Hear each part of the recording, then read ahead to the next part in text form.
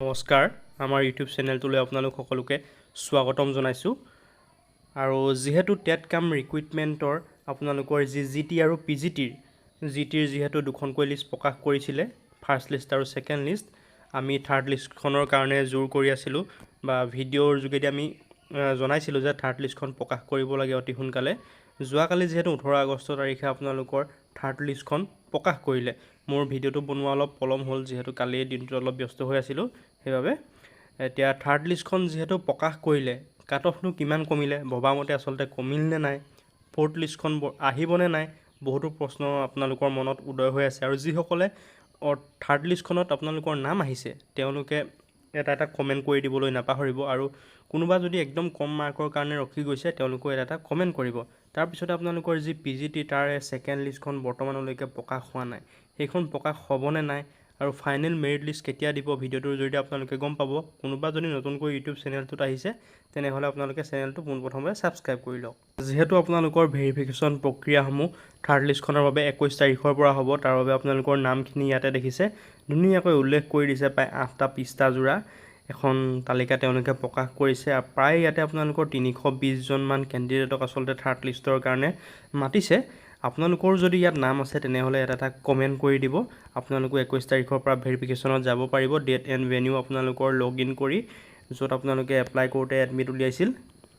তাৰ পৰাই আপোনালোকে নিজৰ পাছপোৰ্ট আৰু এপ্লিকেশ্যন আইডিটো মাৰি লগ ইন কৰি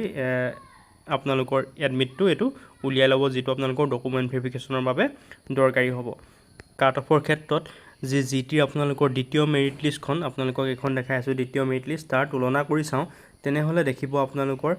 যিটো আপোনালোকৰ গ্ৰেজুৱেট টিচাৰ আৰ্টছৰ আছামিজৰ ক্ষেত্ৰত আনৰিজাৰ্ভত আছিল 70 আৰু OBCৰ ক্ষেত্ৰত আছিল 63.75 কিন্তু বৰ্তমান আপোনালোকৰ যিখন এতিয়া থাৰ্ড লিষ্ট আহিছে তাতে আপোনালোকৰ দেখিছে আনৰিজাৰ্ভত আছামিজৰ আৰ্টছৰ ক্ষেত্ৰত 69.75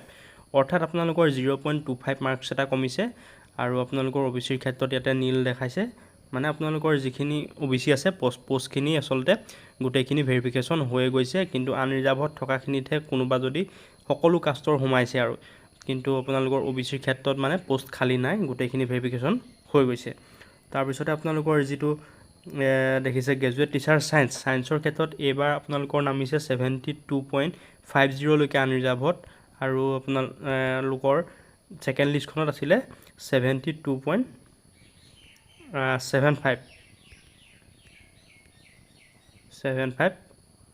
অৰ্থাৎ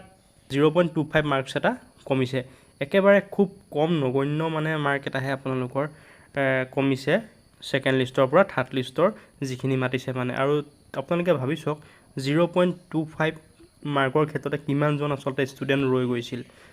320 জন যিহেতু চিলেক্ট কৰিছে তাৰে আপোনালোকৰ ধৰক 0.25 মাৰ্কত থকাই আপোনালোকৰ চাগে 200ৰ অধিক ষ্টুডেণ্ট আছে চ' আৰু ইয়াৰ পাছত আৰু কোনো ধৰণৰ লিষ্ট বাহিৰ নহয় ফ'ৰ্থ লিষ্টৰ আপোনালোকে আশা কৰি নাথাকিব যিহেতু এডভাৰটাইজমেণ্টত ধুনীয়াকৈ উল্লেখ আছিল অতিৰিক্ত দুখনকৈ লিষ্টহে প্ৰকাশ কৰা হ'ব আপোনালোকে যদিহে পিজিটি দিছিল বা পিজিটিৰো আপোনালোকে খুব কম মাৰ্কৰ কাৰণে ৰখি গৈছিল ছাবজেক্ট টিচাৰৰ বাবে তেনেহ'লে আপোনালোকে তাত আশা কৰি থাকিব পাৰে যিহেতু পিজিটিৰো ছেকেণ্ড লিষ্টখন খুব সোনকালে প্ৰকাশ কৰাৰ কথা আছে এইখন থাৰ্ড লিষ্টৰ যিটো ভেৰিফিকেশ্যন আপোনালোকৰ 21 তাৰিখৰ পৰা হ'ব ভেৰিফিকেশ্যন হৈ যোৱাৰ পাছতেই হয়তো আপোনালোকৰ পিজিটিৰো ছেকেণ্ড লিষ্টখন প্ৰকাশ কৰিব পাৰে আৰু আপোনালোকৰ থাৰ্ড মেৰিট লিষ্টখনৰ যিটো ভেৰিফিকেশ্যন হ'ব গ্ৰেজুৱেট টিচাৰৰ সেই আপোনালোকৰ ভেৰিফিকেশ্যনখিনি হোৱাৰ পাছতেই যিহেতু ফাইনেল মেৰিট লিষ্টখন আহিব যিসকলৰ আচলতে জবটো পাব তেনেধৰণৰ আপোনালোকে যিকোনো আপডেট পাই থাকিবলৈ আপোনালোকে মোৰ ইউটিউব চেনেলটো ছাবস্ক্ৰাইব কৰি লওক ধন্যবাদ জয় অসম আৰু আপোনালোকৰ মতামতটো আগবঢ়াব